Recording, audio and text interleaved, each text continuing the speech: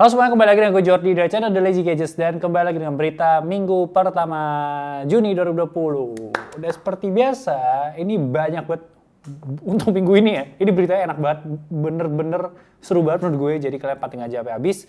Dan sebelum gue bahas itu, gue pengen bahas beberapa hal dulu. Yang pertama adalah Joyceus yang kemarin gue janjikan emang agak telat. Karena gue itu lagi sibuk dengan The Lazy Retip, consignment store official The Lazy Monday. Dan jadi kalian tau lah kalau kalian ngeliat itu ya, semuanya adminnya saya yang balas itu ya, walaupun saya sosok bilang nanti chat ke sini ya biar ke admin, itu saya sendiri semuanya. Dan selain itu juga gue pengen ngasih tahu kalau hari ini kan harusnya video naik nih, jadi hari ini kan tanggal 6 yang edit William, jadi nanti kalau ada perubahan dari editannya sendiri kalian bisa kasih appreciate ke William karena dia akan bantu gue. Dan untuk Realme C3 juga gue udah syuting sebenarnya, tapi masih perlu diedit sama editor baru, jadi ya editor barunya juga orang dalam TLM sih. Jadi mungkin akan ada perbedaan juga, jadi kalian bisa kasih kritik dan saran juga. Terus yang terakhir untuk yang Lazy titip tadi yang pakai P, titip ya, itu bakal ada iPhone 6 Plus 16GB hari ini. Jadi ini nanti gue akan jual. Ini punya bekasnya Aldo ya, jadi kalau kalian fans-fansnya Detektif Aldo, Lazy Monday Aldo, ANS Aldo, 3 versi itu, bisa langsung ditungguin aja. Biasanya kita drop barang itu jam 5 sore. Jadi kita akan langsung mulai aja dari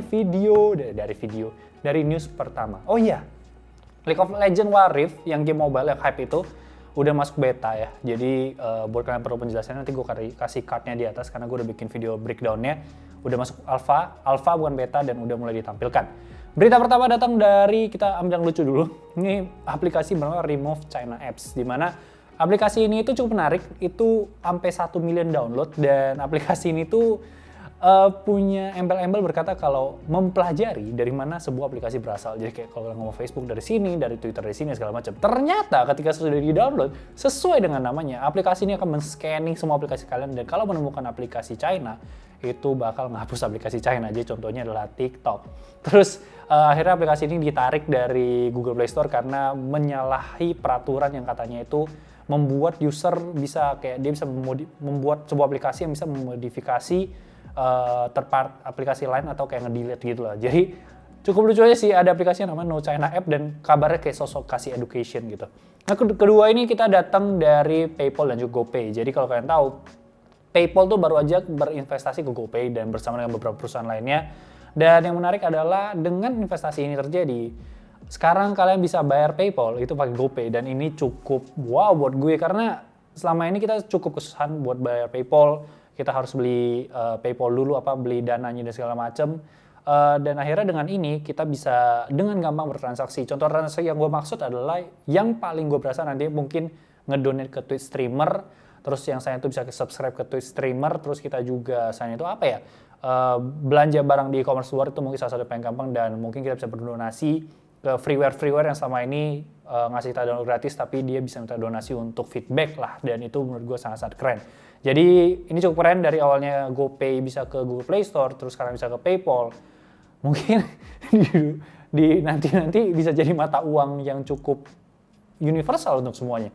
Dan Valorant ya, kalau kalian tahu Valorant juga itu bisa beli in-game app-nya itu pakai PayPal, dan menurut gue itu keren banget. Tapi untuk biaya admin dan juga pajak itu gue kurang tahu bakal berapa, tapi ini tetap hal yang keren banget. Nah lanjut lagi, kita masuk ke berita yang cukup panas di minggu ini. Ini adalah berita tentang wallpaper yang bisa ngerusak smartphone kalian. Sebenarnya nggak ngerusak sih, lebih ke bikin smartphone kalian tuh boot loop, dan mau nggak mau kalian harus nge-reset data, dan ini tergantung smartphone-nya masing-masing. Dan ini gue ngambil dari thread-nya Kang Laki yang kemarin juga menjadi source gue bahas email. Nanti gue kasih linknya karena dia bahasa Indonesia juga, jadi kalau kalian mau coba dan pengen tahu fixnya gimana, itu bisa lebih dimengerti. Dan intinya wallpaper ini tuh diberikan oleh Ice Universe. Jadi si tukang leak itu memberikan sebuah wallpaper yang katanya ini wallpaper bisa merusak smartphone kalian. Dia kasih filenya di drive Google dan katanya jangan dicoba. Gue kira dia kayak bercanda gitu loh, jangan dicoba karena kayak please don't try this, kayak sarkasme gitu. Akhirnya gue coba download dan gue taruh di iPhone gue dan nggak masalah. Jadi gue kira bercanda. Ternyata ketika beberapa jam kemudian gue coba baca lagi, emang beneran, di mana untuk pengguna Samsung, Google Pixel, Samsung juga nggak semuanya ya. Nokia harusnya itu yang OS X tuh kena masalah ini, dan sepertinya kalau dibaca-baca dari Reddit, dibaca-baca dari Twitter, itu berhubungan dengan color space, dan itu dikonfirmasi oleh kontributornya 9to5 Google yang namanya itu adalah 9to5 Google tuh namanya adalah Oh nggak ada, gue lupa catat namanya, tapi itu nanti ada Twitternya. Dan simpelnya gini, ketika kalian pasang 7 wallpaper itu akan ngebikin handphone kalian tuh nge-boot loop. Kalau kalian bisa masuk ke save mode dan hapus hapus wallpapernya, mungkin kalian bisa aman. Kalau kalian bisa masuk ke save mode dan mencoba untuk ganti wallpapernya, mungkin kalian aman. Tapi kalau enggak, itu berarti kalian harus nge-wipe data kalian. Jadi kalian jangan coba-coba untuk melakukan prank ini ke teman kalian, cuma sekedar iseng dan coba deh wallpaper ini, terus dia coba dan akhirnya dia boot loop nggak bisa ngapain dan mereka harus merelakan semua data mereka. Kalau kalian iseng pengen coba, ya silahkan, tapi pakai handphone yang mungkin nggak kepake lagi dan emang pengen kalian factory reset. Sekali lagi jangan di prank ya teman kalian, jangan di prank atasan, guru, siapapun itu untuk menggunakan wallpaper ini. Selanjutnya kita akan bahas Android 11. Di mana Android 11 ini bisa bilang beta satunya itu udah rilis ke beberapa smartphone, Pixel 4 XL kalau nggak salah. Dan harusnya, ini kayaknya ada kesalahan karena yang harusnya dirilis itu adalah security-nya Juni. Dan beberapa orang yang udah megang, udah nyoba, akhirnya bisa memberikan beberapa insight mengenai Android 11 ini. Ada beberapa hal yang menarik yang udah gue catat di sini. Yang pertama itu adalah new icon shape. Jadi icon shape-nya itu bakal ada 3 yang baru. Satu itu kayak perangko gitu ya, jadi ada bergerigi. Satu itu kayak tau gak sih atau telur gitu, dia kayak bulat gitu. Terus satu lagi itu kayak petak, tapi di ujungnya itu kayak ada bukan petak tapi ada kayak garisnya gitu loh, kayak kalian bisa lihat nanti dari gambar. Terus selanjutnya adalah power menu interface. Jadi kalau kalian nge-lock smartphone, bukan nge-lock sih, kalau kalian tahan power lock button, itu kan biasanya cuma ngeluarin kayak beberapa yang kenapa dia jadi minta on off. Dia kayak ngeluarin yang namanya power off segala macam. Nah, di sini dia bakal ada beberapa hal baru seperti bisa kontrol smart device kalian, brightness-nya matikan dan segala macam, dan bisa kayak ke kartu yang udah kalian daftarkan yang sepertinya masih belum di Indonesia, tapi cukup menarik karena ini berarti kita bisa akses lebih cepat untuk si smart home, dan sepertinya so far baru di Google Home. Terus selanjutnya lagi adalah di developer option media control. Jadi untuk kontrol lagu dan segala macam itu sepertinya bakal sebelah-sebelahan sama yang biasanya wifi, mobile data dan segala macam, dan itu bisa ditarik untuk dia spend lebih gede. Terus selanjutnya lagi adalah app suggestion Pixel Launcher Dock. Dimana kalau kalian menggunakan handphone kan aplikasi yang akan paling sering kalian gunakan itu berada di bagian paling atas. Nah, di Android 11 ini kabarnya dia bakal, kalau kalian swipe itu bakal ada suggestion-nya 5. Jadi kalian nggak usah lagi nge-swipe ke atas begini, tapi dari situ udah langsung bisa. Dan akan lebih cepat juga dan bisa di-pin juga untuk aplikasi itu. Selanjutnya juga ada bubble notification, jadi kayak kalau kalian pakai Facebook Messenger kan ada tuh yang bubble tuh. Nah, itu sepertinya bakal terintegrasi juga ke beberapa aplikasi Messenger. Jadi karena ini bisa bilang fitur-fitur yang cukup menarik ya sebenarnya setelah gue lihat tampilannya dan desainnya. To be honest ya, gue sepertinya ingin melepaskan Apple dan sebenarnya gue akan kembali ke Android. Mungkin gue akan berpikiran untuk ganti Note mungkin ya, tapi who knows. Tapi menurut gue itu cukup menarik sebenarnya untuk gue pribadi. Nah, selanjutnya lagi untuk perilisan ini kan harusnya di 3 Juni kan. Tapi akhirnya diundur karena ini sama juga alasannya dengan beberapa hal lain, yang mana Black Lives Matter, masalah George Floyd, dan ada suara yang lebih penting untuk disuarakan dibandingkan perilisan hal-hal ini, seperti PS juga kemarin begitu dan Cyberpunk juga begitu. Nah, selanjutnya kita bahas juga masalah George Floyd ini. Kan kita udah melihat beberapa vandalisme yang terjadi, kita bisa melihat beberapa toko yang dijarah, kita bisa lihat Louis Vuitton, Gucci juga kena kalau nggak salah ya. Terus ada Nike yang gue ingat, ada Vans juga, dan Apple juga menjadi salah satu sasarannya. Dan yang menariknya adalah footage ini kalian bisa lihat seberapa mereka mencoba untuk masuk, menghancurkan kaca di samping. Lucunya adalah mereka menghancurkan kaca, beberapa orang masuk, 2-3 orang masuk ya, dimana sisanya itu kayak nunggu di luar untuk minta-minta kayak kasih gue dong dan segala macam. Padahal sebenarnya yang masuk itu bisa buka pintu dari dalam harusnya dan semua orang bisa masuk, tapi ya udah, mungkin mereka terlalu panik dan terlalu takut untuk hal itu. Dan beberapa iPhone yang akhirnya mereka ambil ini ya, itu di-upload di Twitter yang memperlihatkan kalau iPhone-nya itu udah disable. Jadi nggak bisa di bypass, nggak bisa di jailbreak, nggak bisa diapa-apain, jadi benar-benar di disable total dan diminta untuk dikembalikan ke Apple Walnut yang Philadelphia. Gue cuma tahu Philadelphia 76ers, ya.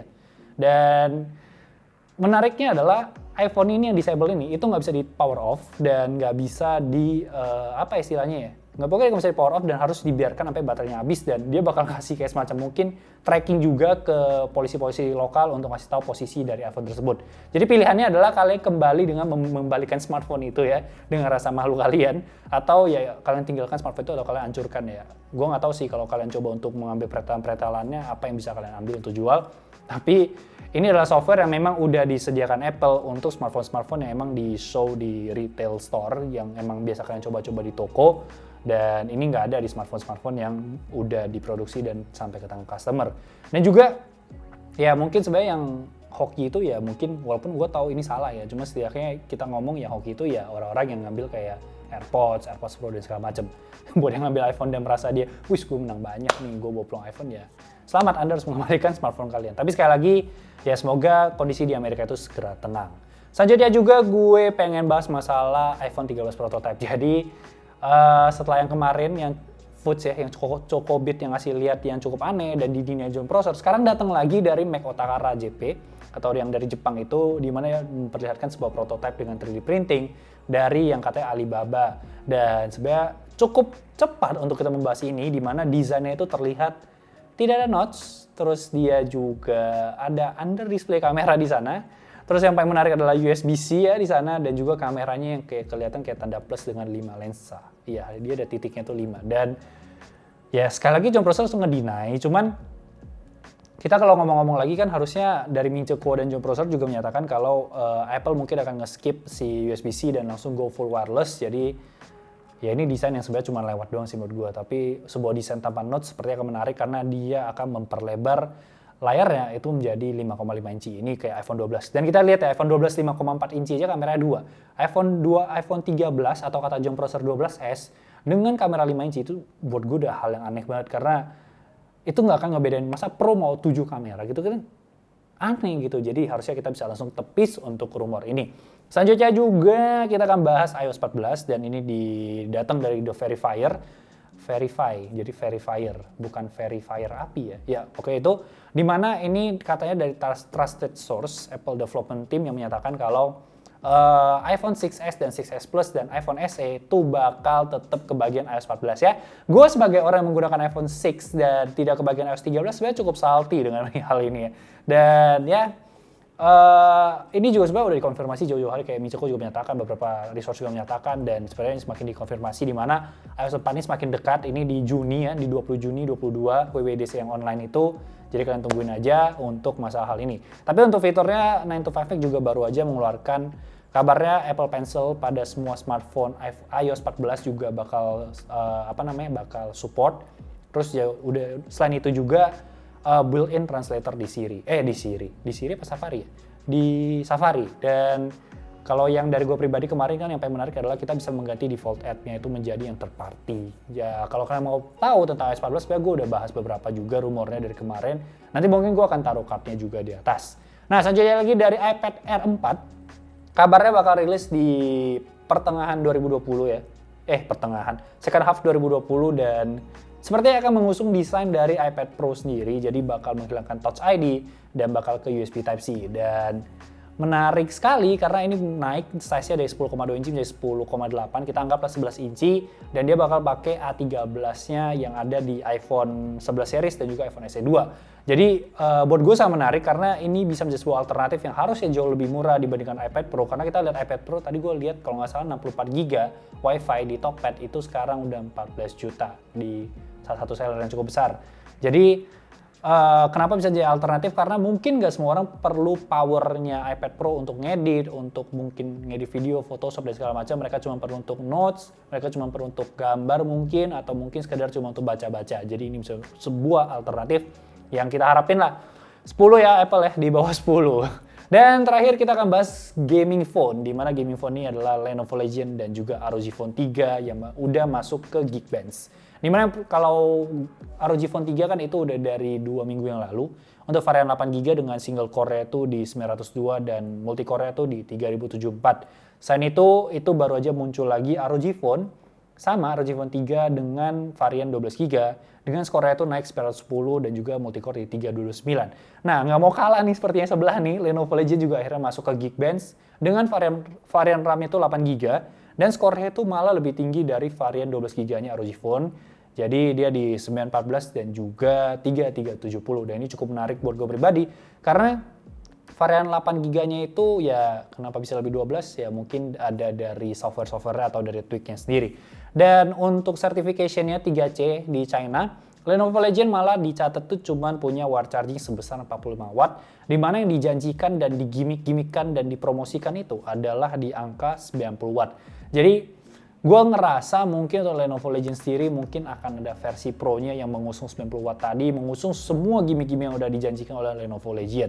Jadi begitu aja untuk berita minggu pertama Mei 2020 ini. Seperti biasa jangan lupa like, comment, share, follow Instagram kita di The Lazy Gadgets, gue di Jordan Leonardo O-nya 2, dan jangan lupa juga follow IG consignment official kita di @thelazytitip. Jangan lupa subscribe. Thank you so much guys for watching, and I will update you soon enough with every video that I promise you guys ya. Bye bye guys.